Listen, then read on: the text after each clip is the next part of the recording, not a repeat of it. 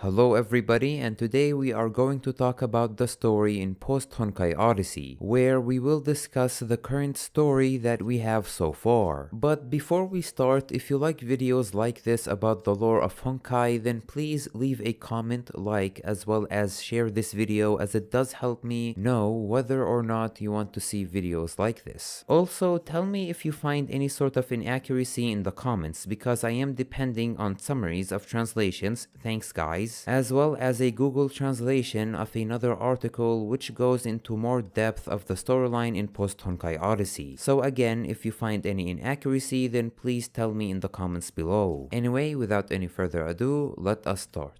First of all, let us talk about the premise. In post-Honkai Odyssey, it has been 8 years since the big Honkai incident where 99% of the Honkai energy was sealed on the moon. There is some limited quantity of Honkai energy on Earth. So for example, you have Raiden Mai, the third Herrscher, who lost most of her powers, as well as Welt Yang, who also lost most of his Herrscher energy. However, both of him and Mai still have some of it. When it comes to the organization Shiskull, apparently it is now being led by Teresa instead of Otto Apocalypse because he is dead. When it comes to the organization known as Anti-Entropy, it seems to have been dismantled, where Welt Yang is trying to live a more peaceful life, creating an animation studio based on what is presented, even adopting a son for himself whom we will talk about later. Anyway, let us move to the present storyline in post-Honkai Odyssey. Basically, Mai is now the leader of her own team, where you are now working under her as a nameless protagonist,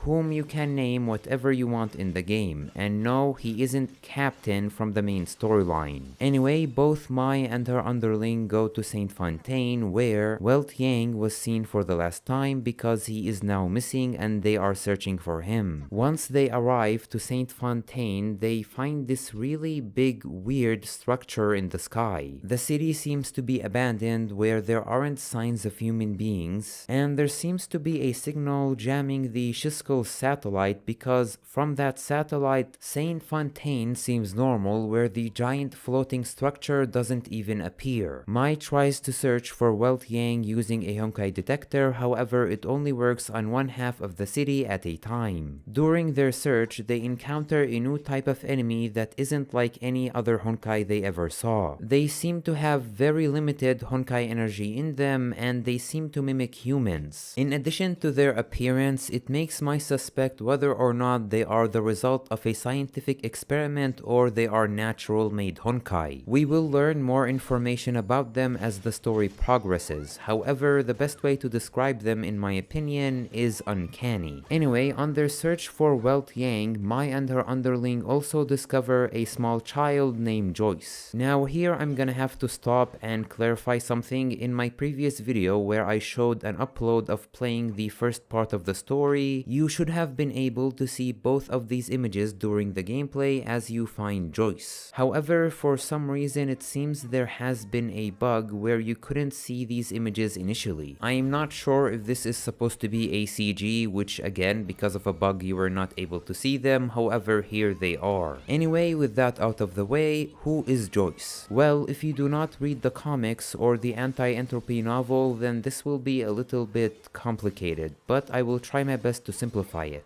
Joyce is essentially the adoptive son of Welt Yang. Also, he is a clone, or another clone I should say, of Welt Joyce, the first Herrscher in the current civilization. Welt Joyce, again the Herrscher, not the child, died at some point where he gave his power to Welt Yang, the one we see in the game. Now, as of making this video, there are 3 clones of Welt Joyce. One of them tried to capture Mai in the comics. The second one we see in the Moon Shadow comics, while finally we have this young child in post-Honkai Odyssey, which explains how Mai was able to find him using the Honkai detector. During some of the conversations you have with this child, he does talk about his foster mother, who based on his description seems to be Tesla. Anyway, both Joyce and Welt Yang met a guy in a white suit in Saint Fontaine. When they meet him, a light comes out of nowhere and all of the pedestrians on the bridge disappear, in addition to the vehicles, where all the monsters appear out of nowhere. A huge monster appears where Welt Yang tries to fight it. And while he is fighting the giant monster, the young child Joyce escapes, where you and Mai find him later. Another thing that happens is you talk with Teresa, whom as I said is the current leader of Shiskel. But as you are talking with her, you get this weird signal where all of you hear someone who sounds exactly like Otto talking with someone else. That someone else seems to be an entity who doesn't speak a human language. You can play the conversation on its own outside of the main cutscene, however, you don't really learn any new information aside from Otto saying everything is going smoothly. But for me, at the very least, I think the most important thing to take out of this conversation is Teresa's reaction to it.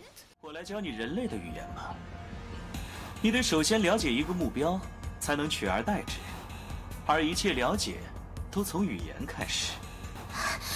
是，他，